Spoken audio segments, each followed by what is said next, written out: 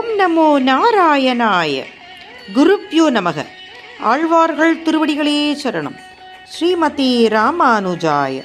ஸ்ரீ நம்மாழ்வார் திருவடிகளே சரணம். திருவாய்மொழியின் 7வது பாசுரத்தை காண்போம்.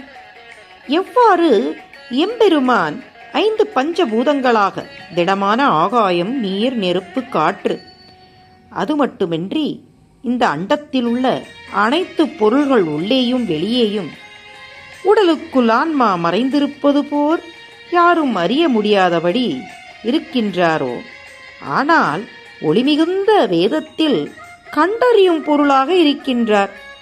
மேலும் ஊழிகாலத்தில் அனைத்து உலகங்களையும் தன்வயப்படுத்தி உண்ட சுரனே என்று கூறுகின்றார். திடவிசும்பேரி வழி நீர் நிலம் நிலை மீசை படற்பொருள் முழுவதுமாய் அவை அவை தோறும் உடல் மிசை உயிர் என கரந்தெங்கும் பரந்துலங் சுடர் மிகு சுருதியுள் இவை உண்ட சூரனே.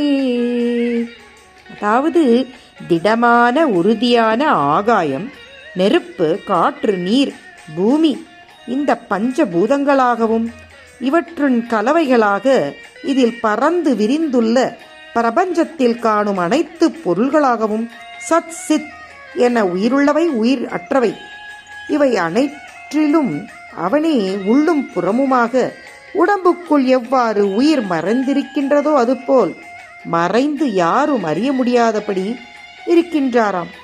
ஆனால் அதே சமயம் ஒளி உள்ள வேதங்களில் அறியப்படும் சிறந்த பொருளாகவும் இருக்கின்றான். பிரளய காலத்தில் இந்த உலகத்தை அனைத்தையுமே தன்வயப்படுத்தி உண்ட சுரனே என்றும் கூறுகின்றார்.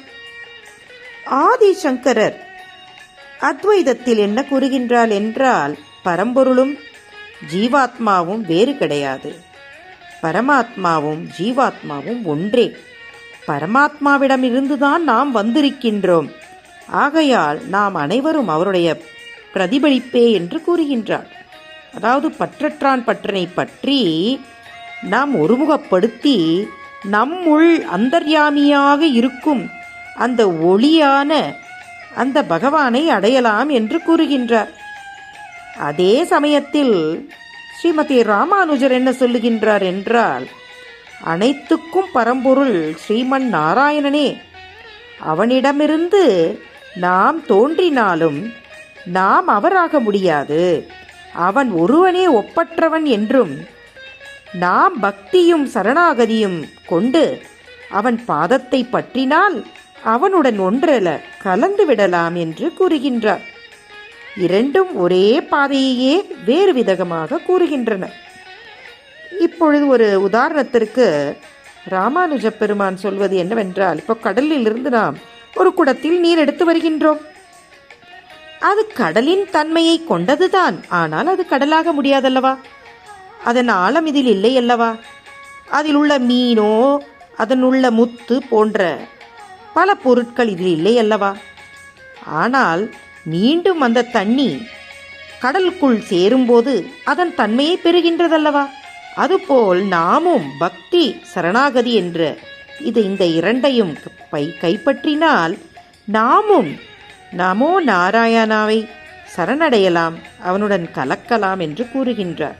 இன்னும் சிந்திப்போமாக. ஓம் நமோ பகவதே வாசுதேவாய.